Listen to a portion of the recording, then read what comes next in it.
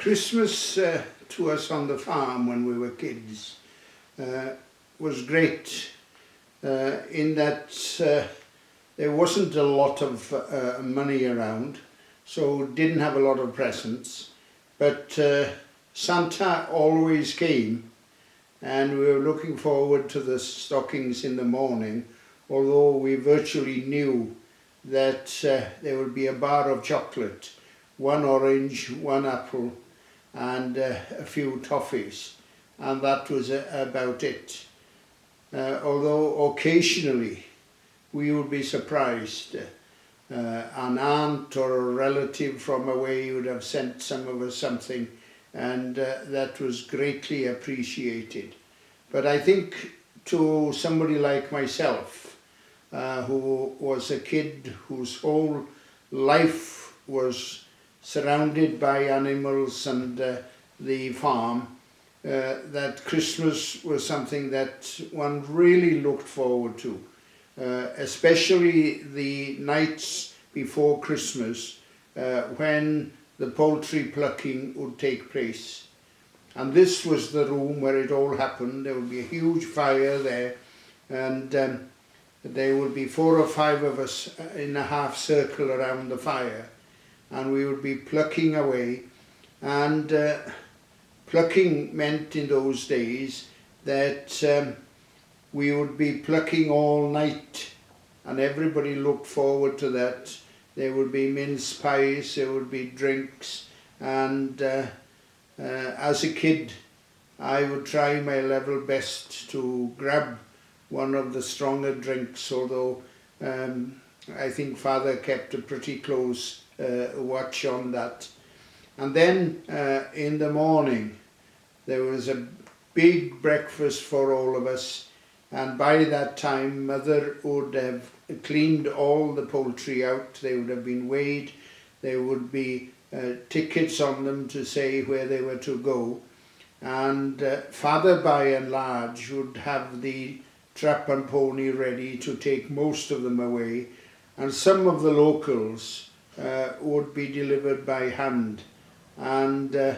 I would have 2 or 3 people that I would deliver to, and I was looking forward to that because invariably it meant I had, in addition to the poultry money, that I had a tip, which was very, very pleasant, especially in those days when there wasn't a lot of money around. And then of course in here we have the bread oven, and Mother would be cooking away, and although it was wartime, there were very little extras about. There was plenty of meat, plenty of food, and plenty to drink, and we thoroughly enjoyed Christmas. We'd have a turkey on Christmas Day, we'd have a goose on Boxing Day, and another goose again on New Year's Day. So in terms of food, we never suffered. And of course after the Christmas week was over, we felt a little bit down, but then of course we were looking forward to New Year's Day,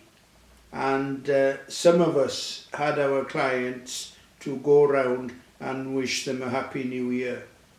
And I was a lucky fellow because I'd been asked by 3 or 4 old ladies to make certain that I was the first to call upon them,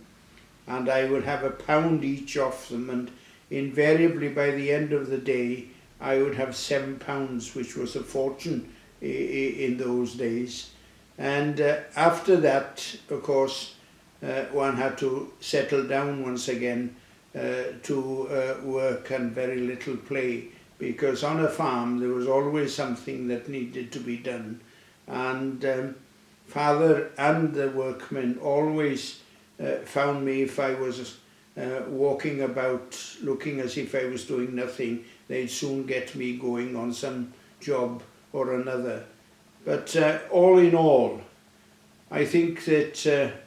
now when I look back, that today's kids do miss out.